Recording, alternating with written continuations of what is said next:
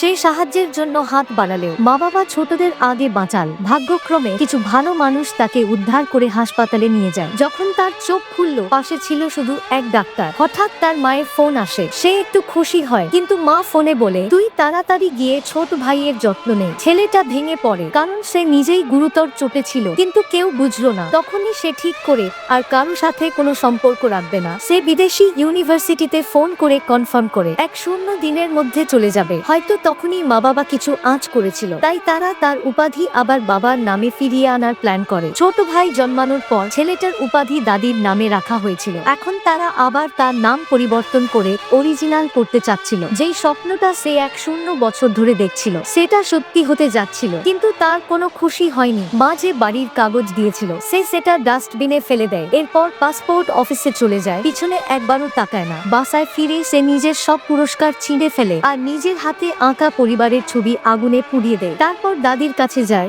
যিনি তাকে বধ করেছেন, শেষবার বিদায় জানাতে। তারপর সে বাসে চড়ে গ্রাম ছেড়ে দেয় চিরতরের জন্য। ওদিকে বাবা মন্দিরে পূর্বপুরুষদের শ্রদ্ধা জানাচ্ছিলেন। তারা যখন তার নেম চেঞ্জ অনুষ্ঠানের জন্য ডাকতে চাই, সে কোথাও ছিল না। তখন ছোট বোন দৌড়ে এসে জানায়, ভাইয়া বাড়িতে নেই। মা ফোন করে, কিন্তু নম্বর বন্ধ, কারণ ছেলেটা আগেই সিম কার্ড ফেলে দিয়েছিল। এখন সে পরিবার থেকে সব সম্পর্ক ছিন্ন করে ফেলেছে। বাবা মা যখন বাসায় ফিরে এলো আর তাকে খুঁজলো, তখন যে দৃশ্য দেখলো, সেটা তাদের ভিতর থেকে নাড়িয়ে দিল।